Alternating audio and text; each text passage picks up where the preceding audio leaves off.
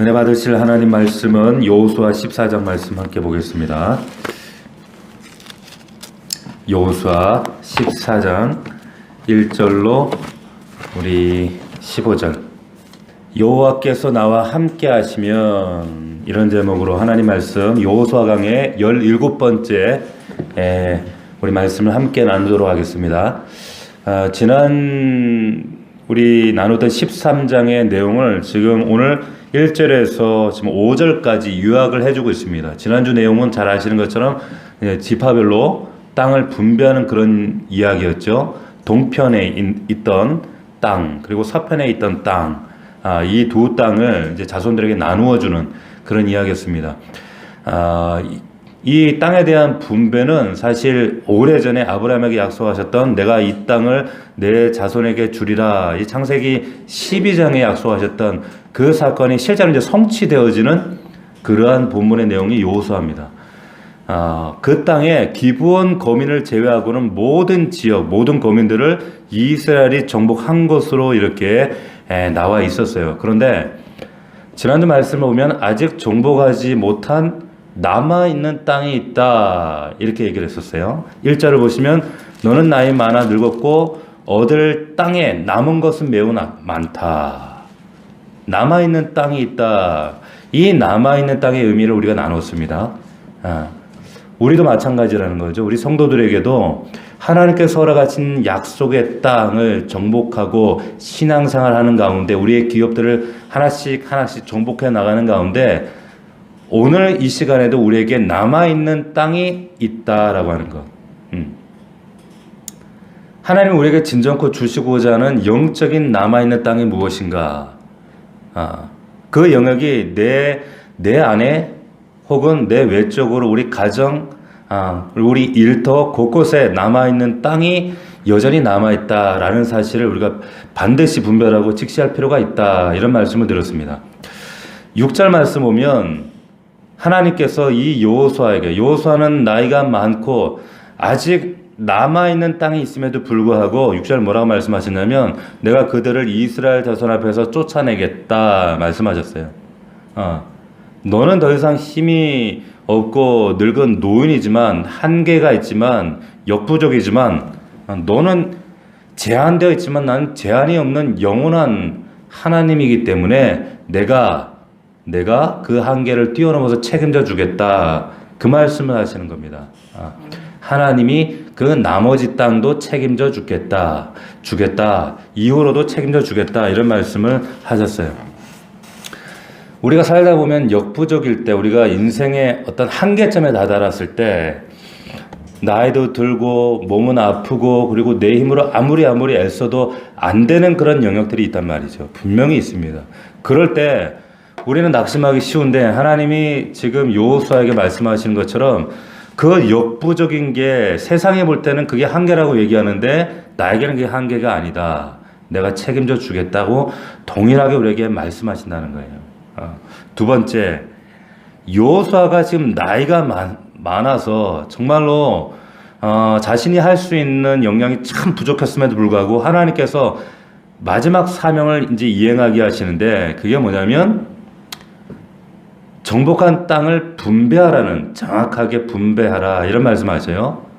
그런데 좀 앞뒤가 안 맞는 말씀이 뭐냐면 지금 너희가 앞에서는 남아있는 땅, 아직 정복해야 될 남은 땅이 있다, 이렇게 얘기를 하시고는 이제 뭐라고 얘기하시냐면 그 땅을 분배하고 그리고 기업으로 나눠 가져라, 이런 얘기를 하신단 말이에요.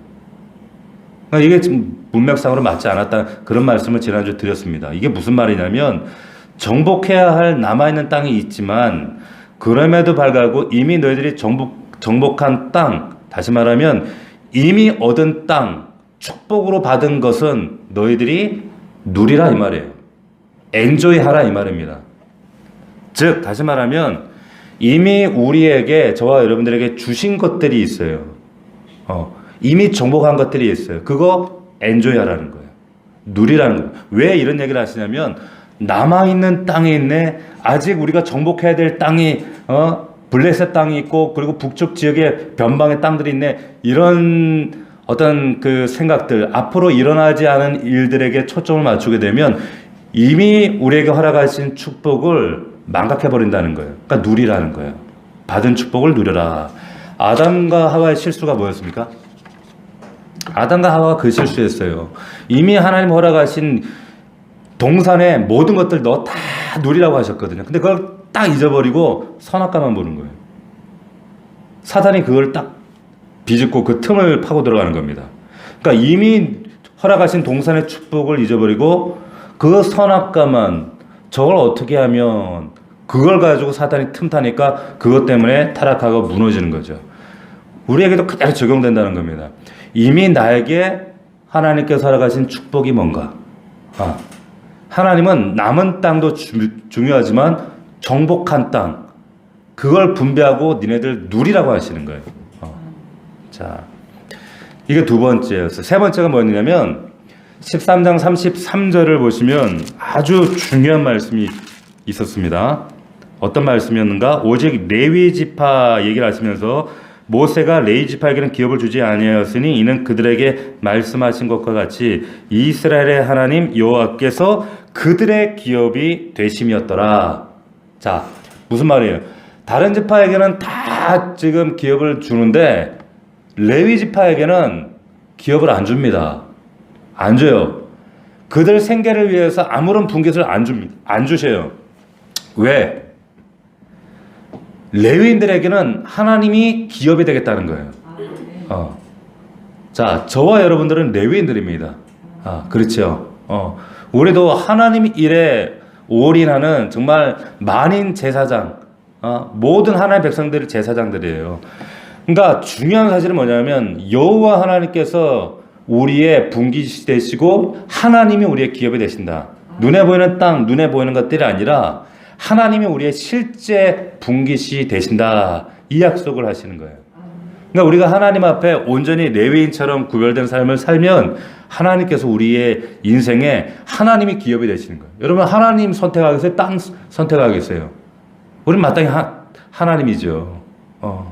그래서 우리 자녀들에게도 우리 후손들에게도 이 땅의 것들을 주는 게 아니라 하나님을 기업으로 물려줄 수 있는 저와 여러분들이 되기를 주의 이름으로 축원합니다.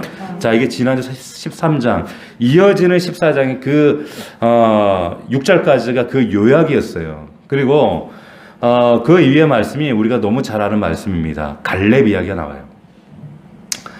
하나님이 이제 모세를 대신해서 여호수아를 앞장 세우시고 가나안에 들어가게 하실 때 하셨던 첫 마디 말씀이 뭐였냐면 내가 너와 함께하리니 넌 두려워하지 말라 담대하라 그 말씀을 하셨습니다.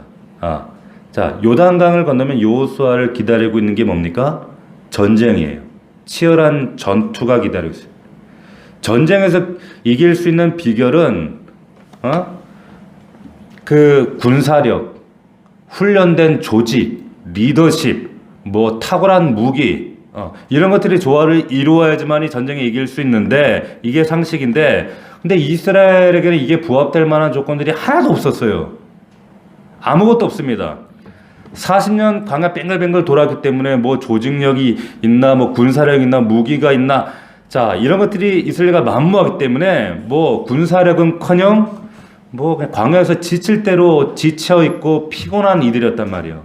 그런데 한마디로 말하면 이들은 전쟁의 전자도 모르는 이들이었는데 그런 현실 앞에서 여호수아는 당연히 두려울 수밖에 없단 말이죠. 그래서 하나님께서 담대하라 두려워하지 말라.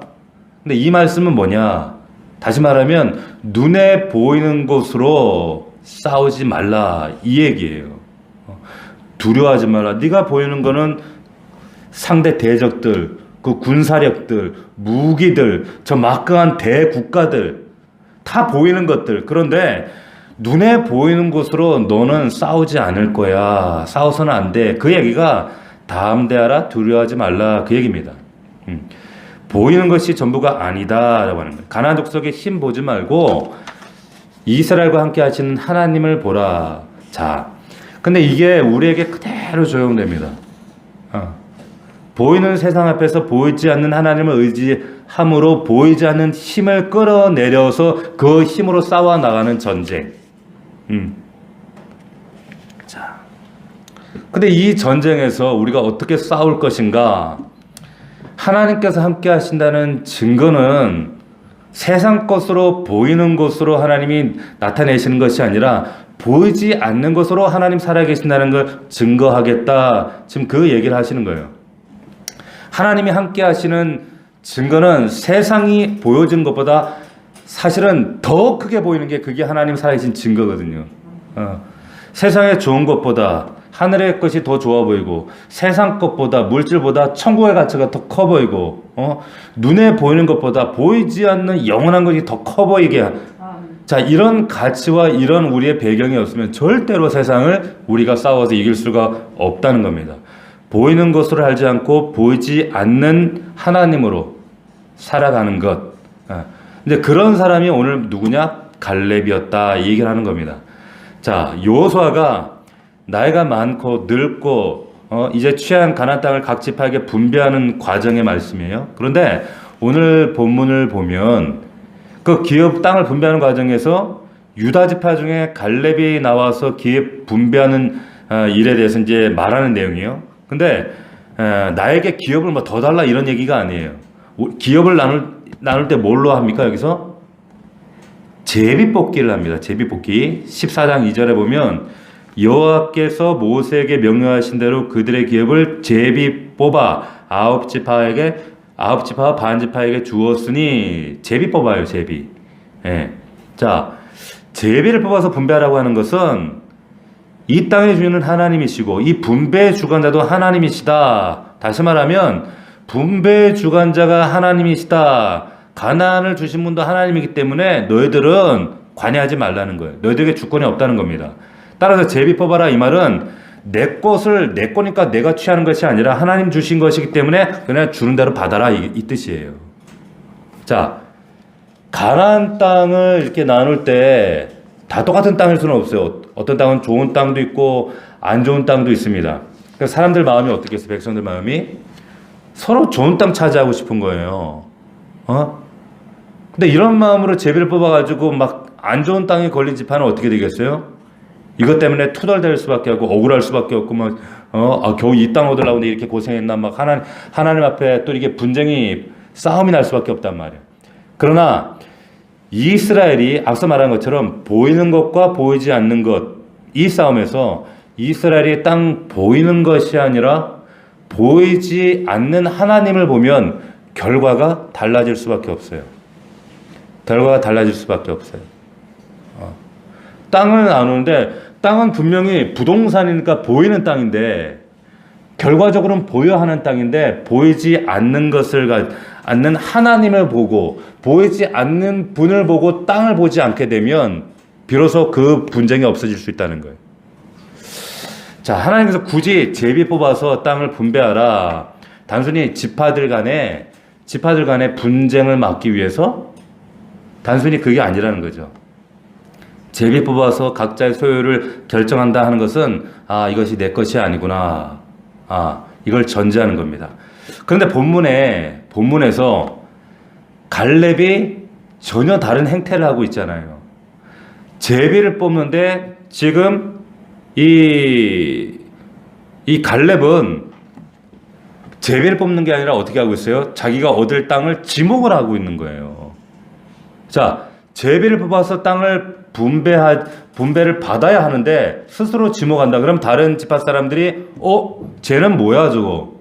우린 다 제비 뽑는데 왜 쟤는 쟤만 저렇게 혼자 나와서 땅을 지목하나? 이러면 이스라엘 다른 지파들이 반발할 수밖에 없잖아요. 그런데 오늘 본문에 보면 반발을 합니까 안 합니까? 예? 다른 지파 사람들이 쟤 갈렙만 유대 지파만 왜 저래? 왜 혼자 저 돌출 행동하는 거야? 쟤만 특혜를 줘? 반발해요 안 해요? 반발 안 합니다. 왜 안 할까요? 우리 김민경 집사님 왜 안 할까요? 우리 이거 얼마나 많이 들었던 말씀이에요. 왜 반발을 안 해요? 자, 잘 보세요. 갈렙이 지목한 이 땅이 전혀 욕심을 일으킬 만한 땅이 아니기 때문에 그래요. 그리고 이 땅은 정복한 땅도 아니에요. 자, 12절에 보세요. 12절.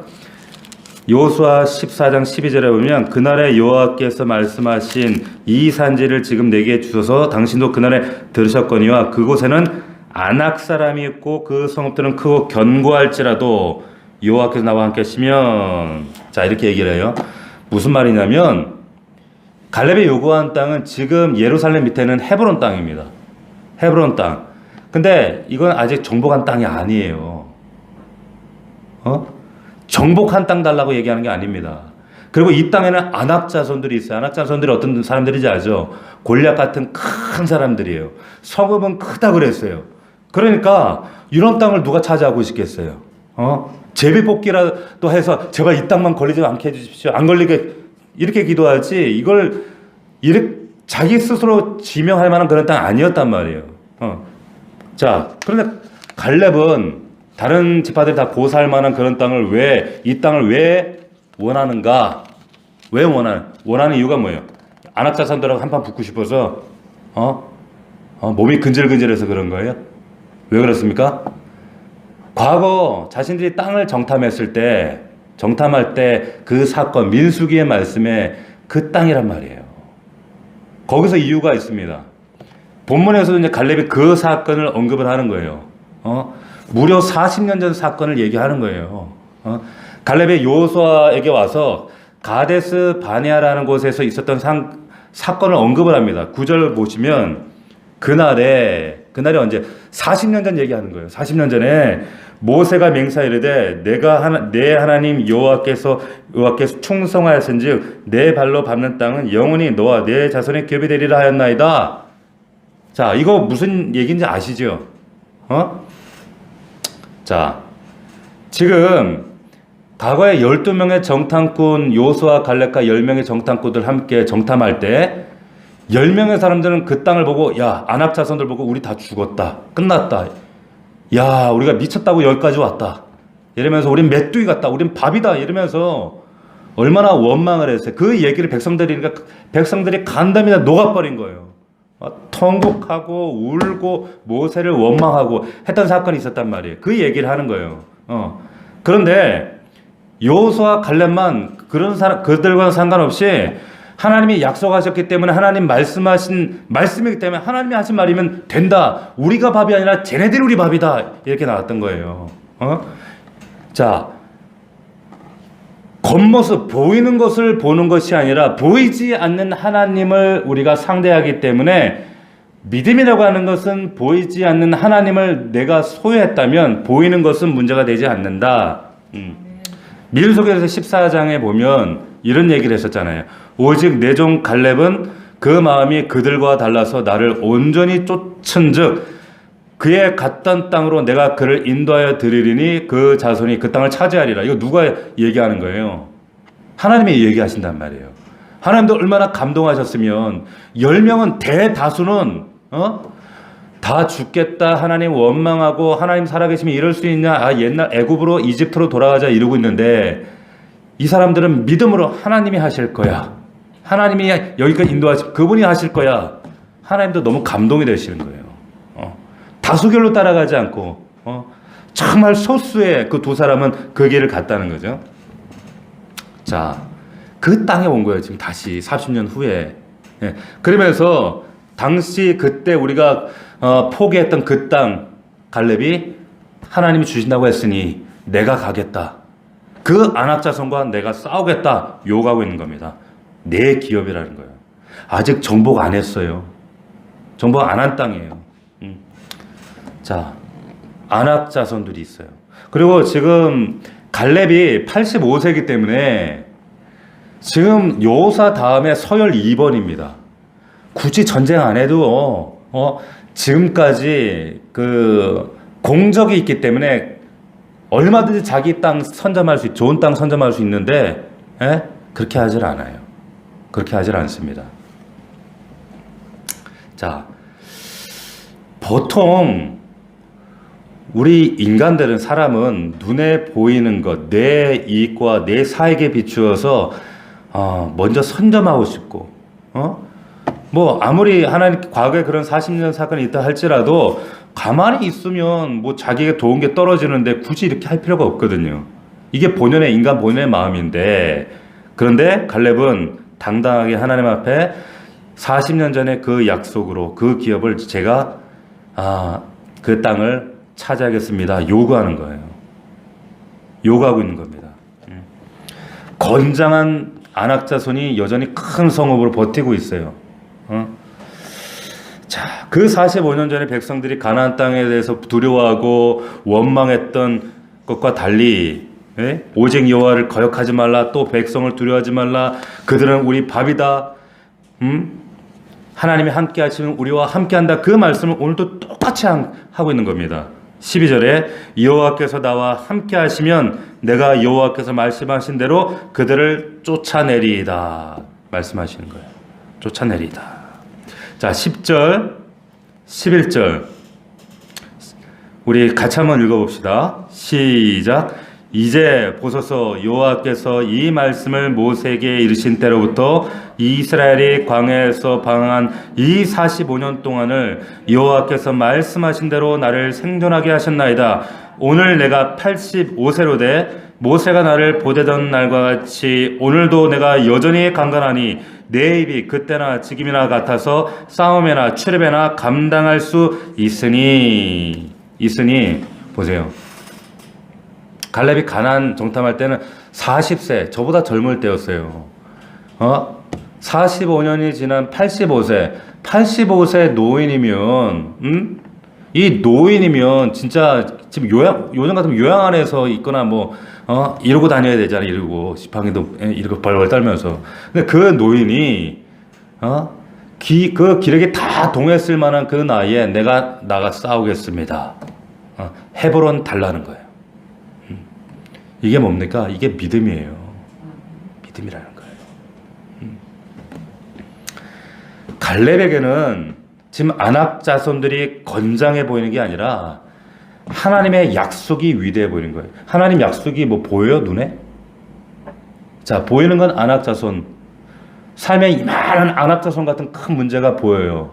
우리는 위축돼요. 두려워요. 근데 이 갈렙이 담대할 수 있는 것은 보이지 않는 하나님의 약속. 앞서 말씀드린 것처럼 이 싸움이에요. 보이지 않는 세계와 보이는 세계. 그런데 우리는 보이는 세계에 빠지면 함몰되면 낙심하고 무너지는데 보이지 않는 약속, 하나님 붙들기 때문에 이걸 뭐라고 얘기하면 믿음이라고 하는 거예요. 근데 이걸 붙들었더니 하나님이 이기게 하셨다. 하나님이 여호와께서 나와 함께 하시면 할렐루야. 자, 아낙 자손들의 체구가 성경에 보면은 2m 70 이렇게 넘는다 그랬어요.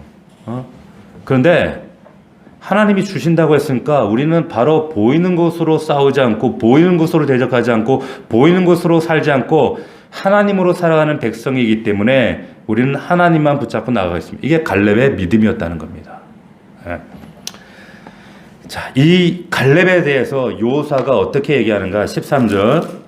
여호수아가 여분네의 아들 갈렙을 위하여 축복하고 헤브론을 그에게 주어 기업을 삼게 하매, 아직 손에 준 거 아니에요. 그런데 족벌입니다. 족벌이에요. 자, 갈렙을 축복했다는 것은 갈렙이 힘을 얻어서 아낙 자손을 이기기를 기원했다 이런 의미가 아니라 갈렙과 같은 그의 믿음이 바로 그 축복 안에서 살아가는 비결이다라고 하는 것을 선언해 주고 있는 거예요. 이게 축복이다라고 하는 거예요. 이런 믿음 자체가 축복이다. 자, 우리가 저 사람 축복받았네.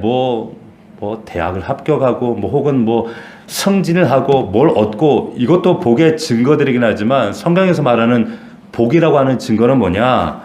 보이는 것을 보고 살아가는 것이 아니라 보이지 않는 것을 보고 우리가 담대하게 살아가는 것. 야, 저 사람은 다르네. 그걸 축복된 삶이라고 얘기하는 겁니다.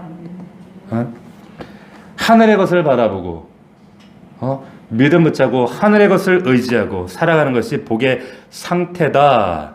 갈렙이 그런 복의 상태에 있다라고 말하고 있는 거예요. 세상 보기에는 이게 복이 아니죠. 이게 세상 사람들이 볼 때는 이게 사실은 복이 아니라 뭐예요? 난처한 상황. 왜? 지금 안압자손하고 전쟁하게 생겼잖아요, 지금. 그렇지 않습니까? 세상에 생각하는 복이란 손쉽게 세상의 것이 손쉽게 그냥 내 손 안에 얻어지는 것, 이루어지는 것. 근데 갈렙은 그게 아니었다는 거예요. 자, 이걸 어떻게 축복이라고 얘기할 수 있나? 갈렙이 지금 가고자 하는 그 길이 인간적으로 볼 때는 우리가 인간적으로 해석할 때는 절대 축복처럼 보여지지 않아요. 자, 여러분들에게도 마찬가지예요. 별로 축복처럼 안 느껴지는데, 예. 그런데 성경은 그걸 복이라고 얘기를 합니다. 제가 지난주에 어떤 성도에게 문자로 굉장히 중요한 결단을 촉구를 했어요. 오래도록 고민하고 기도하다가 근데 그 성도에게 그런 결단을 촉구할 때 그 성도의 입장에서는 어떻게 보면 자기의 삶에 이제 먹고 사는 문제와 직결되는 문제이기 때문에 결단하기가 쉽지 않아요. 누구지? 여러분들이 막 머리로 지금 막 추리를 하시는 게 막 보이는데 굳이 이렇게 뭐 추리하실 필요는 없어요.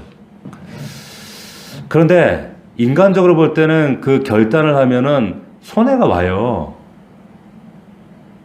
그리고 곤란해져요.